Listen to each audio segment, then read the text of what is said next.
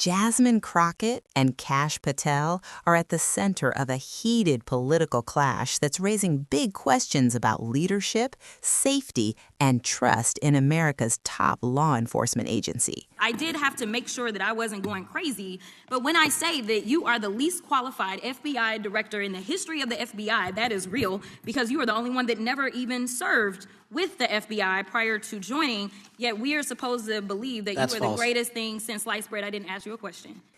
One side says experience matters most. The other says results speak louder than resumes. But who's right? And what does it mean for everyday people? Let's see this video. Man, oh man, there has been so much today, and I truly don't know where to start. So I'm just going to make sure that we start off with a few facts.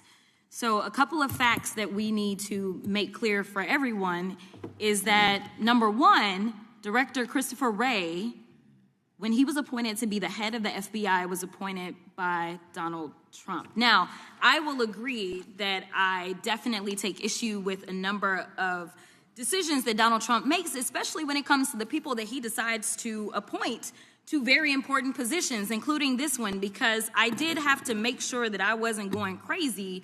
But when I say that you are the least qualified FBI director in the history of the FBI, that is real, because you are the only one that never even served with the FBI prior to joining, yet we are supposed to believe that That's you are false. the greatest thing since sliced bread. I didn't ask you a question.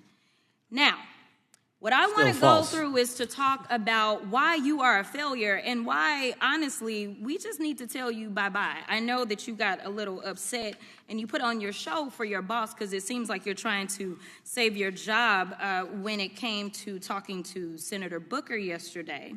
But let's go through some of your failures. So before you were even confirmed, and I think one of my colleague from Georgia, pointed out that you are already targeting career officials so that you could direct illegal firings. Mind you, these cases that you were so upset about, which are the ones tied to Trump, the cases came through his handpicked FBI director.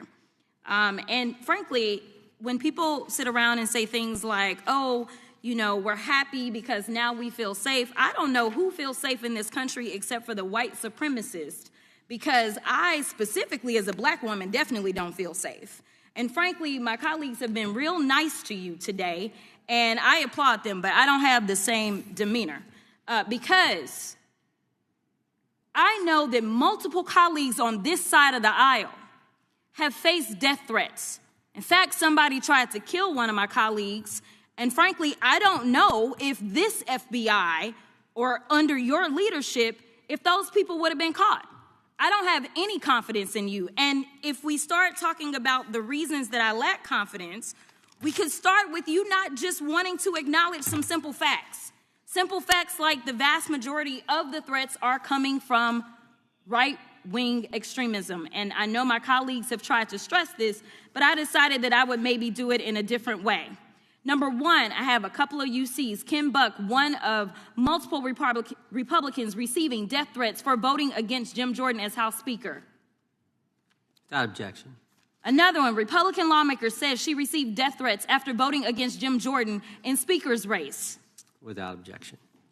In addition, there was another one from another colleague who now is leaving Congress because they said that they were calling his wife anonymously and threatening her life to the extent that she ended up sleeping with a firearm.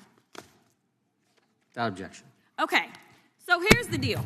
How are we supposed to have confidence when you're sitting up here telling the Senate yesterday that it will take you 14 years before you can get the FBI fully staffed to do their jobs? You're also now redirecting resources so that they can go and play ICE agents on the streets. You're getting rid of your most qualified people, and even when it came down to somebody that you consider to be a friend, you were posted up having some fancy dinner to the extent that you posted not only once erroneously, you posted twice erroneously as it relates to catching somebody, and then you want to go and say, let me take a victory lap.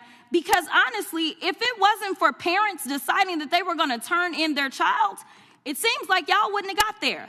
even though he literally confessed online. So I'm confused about what it is that the FBI is doing except for trying to put on a show for the apprentice or whatever you want to call him. The day after all of this took place, there was domestic terrorism that was taking place at HBCUs. They were targeted. Yet I didn't hear anything from the FBI about what was going on. And again, black people kept saying, how did we end up in this?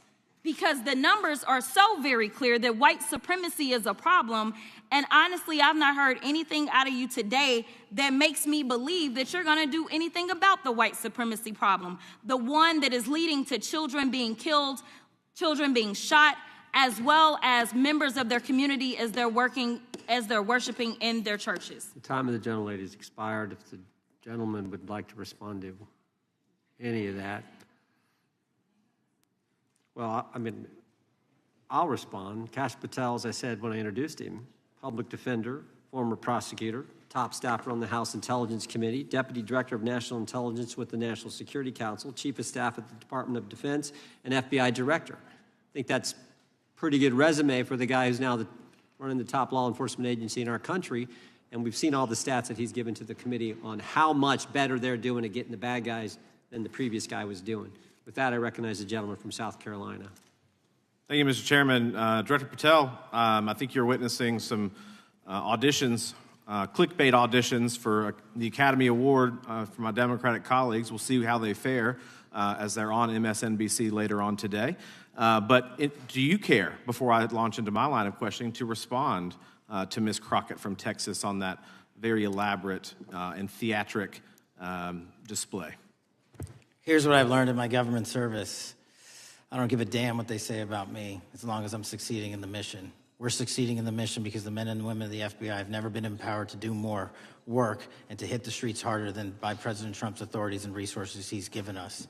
And so all I care about is that we are capturing more child predators than ever before, taking more drugs off the streets than ever before, that we are capturing murderers at a significantly historic rate, and we're delivering this country the lowest murder rate in recorded history.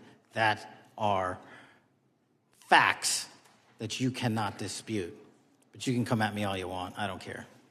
This moment is bigger than just two individuals. It touches on how leaders are chosen and what qualifications truly matter. Should top security roles require years of direct experience, or can broader government service be enough? And more importantly, how do these choices affect public confidence? If people don't feel safe, does it really matter what the stats say? There's also a deeper issue here about threats and national security priorities. Are the right dangers getting enough attention? When communities feel ignored or vulnerable, trust begins to break down. That's dangerous in any country. Leadership is not just about numbers. It's about reassurance, clarity, and showing people that their concerns are being taken seriously. At the end of the day, this debate is really about accountability. Who should be trusted to protect millions of people, and how should they be judged? Is it by past experience, current performance, or public perception?